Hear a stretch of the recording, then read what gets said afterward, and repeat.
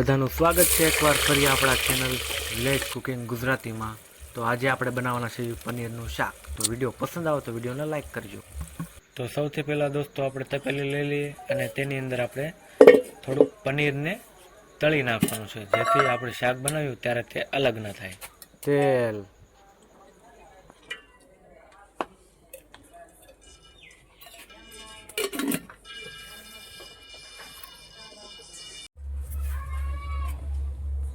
પનીર,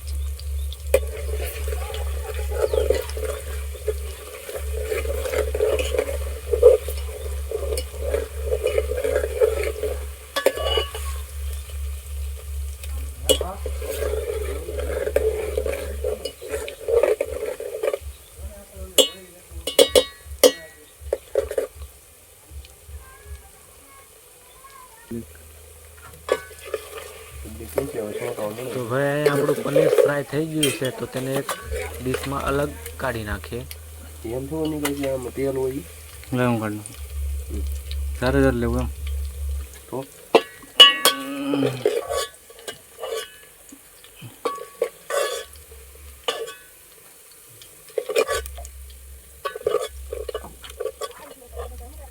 કાંઈ બહાર આનું તેલ થોડું નાખો।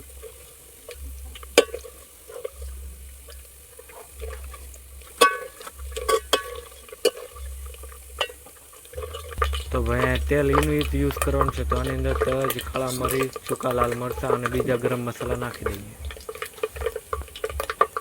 અને દોસ્તો આખું જીરું નાખવાનું છે, તે નાખી દઈએ।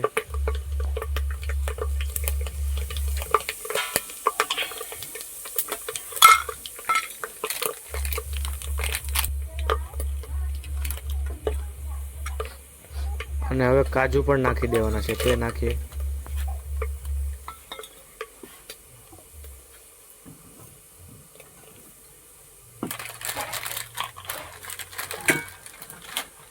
તો હવે આની અંદર આપણે ડુંગળી નાખી દઈએ કાપેલી।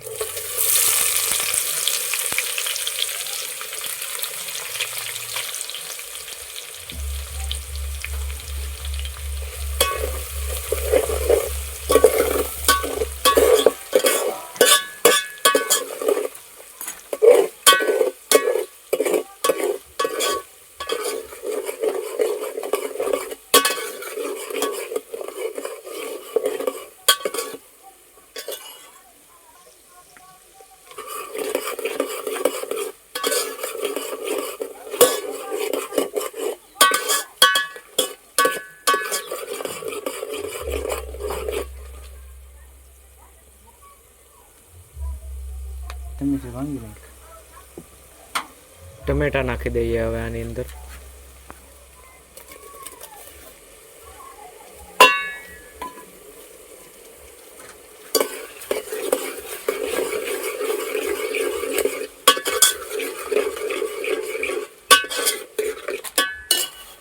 હવે દોસ્તો આને આપસમાં સારી રીતે હલાવી નાખવાનું છે, જેથી તે બરોબર પેસ્ટમાં કન્વર્ટ થઈ જાય। થોડો થોડો તાપ થતો રહે અને તેને હલાવતા રહેવાનું છે અને ચડવા માટે થોડી વાર છોડી દેવાનું છે।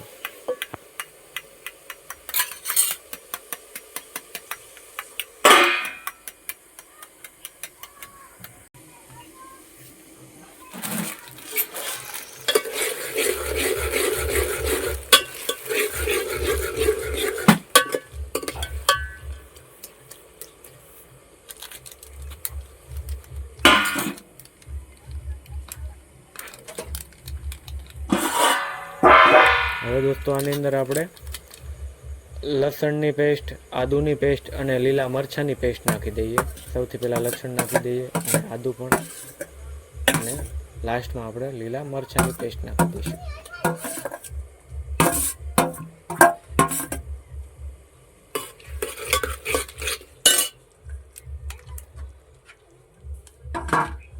મારી દેવો ઘડીક તાપ.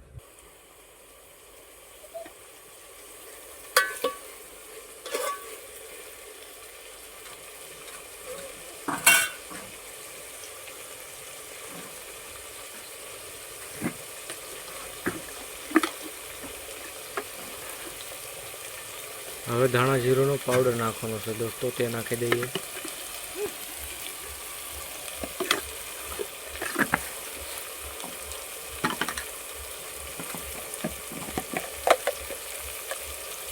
અને દોસ્તો વઘાણી પણ નાખી દઈએ.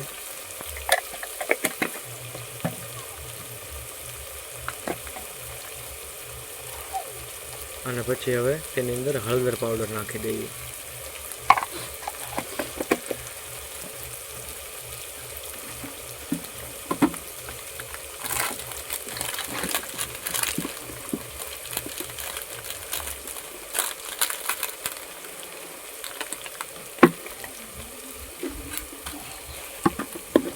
અને પછી હવે લાસ્ટમાં તેની અંદર લાલ મરચું પાવડર પણ નાખી દઈએ, લસણ સાથે મિક્સ કરેલ.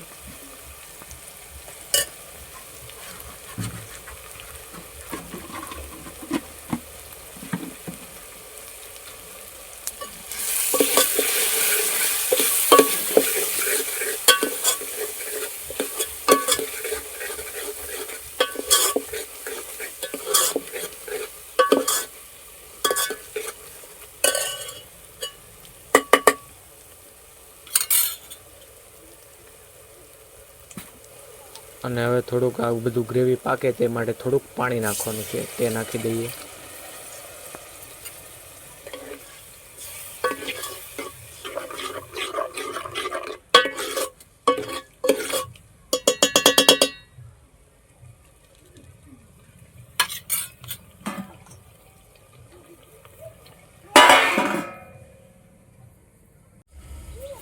પ્લેટફોર્મ એનું મોટું ઉબર થઈ ગયું હો બસ. વગાડમાં દીધો હા. કેમ ને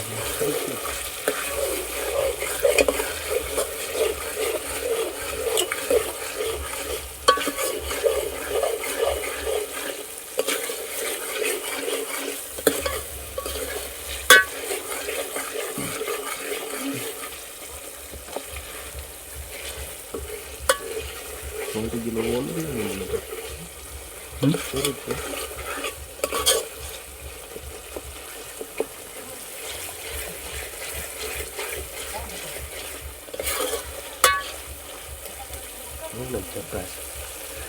નાઈટ તો દહીં એમ દઈ ગયા છે. અને દોસ્તો આ ગ્રેવી સારી રીતે પાકી ગઈ છે, તો હવે આની અંદર આપણે દહીં નાખી દઈએ.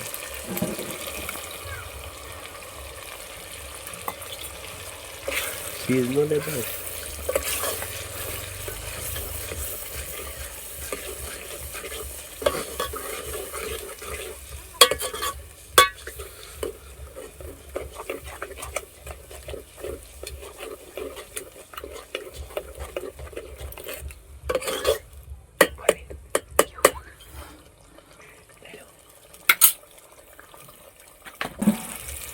અને હવે સ્વાદમાં વધારવા માટે આપણે આની અંદર કસ્તુરી મેથી નાખવાની છે, જે હાથી મસાલાવાળા છે તેની છે.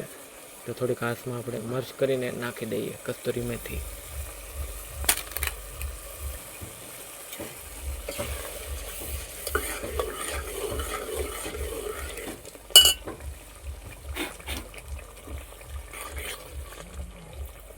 અને દોસ્તો હવે આપણે જે ફ્રાય કરેલું પનીર છે તે નાખી દઈએ.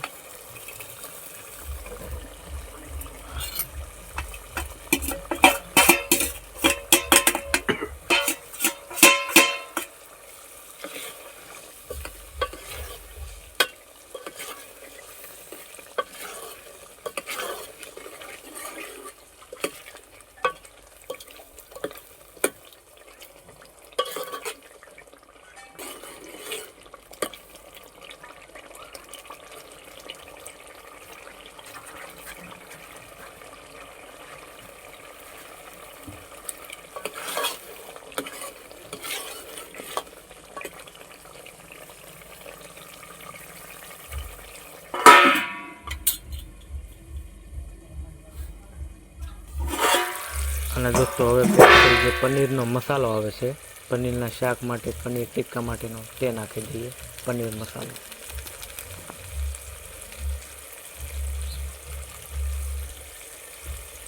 અને લાસ્ટમાં હવે દોસ્તો આપણે કોથમરી નાખી દઈએ.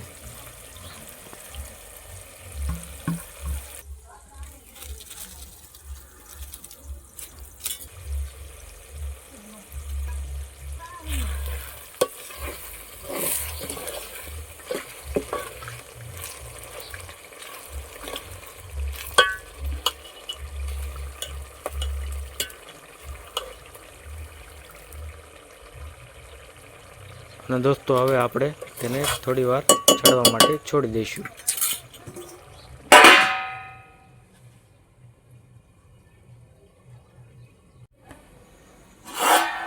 તો ભાઈ અહીંયા આપણા પનીરનું શાક બનીને તૈયાર થઈ ગયું છે. તો હવે તેને ચૂલા ઉપરથી નીચે ઉતારી લઈએ સૌથી પહેલાં અને સર્વ કરી નાખીએ ડીશમાં.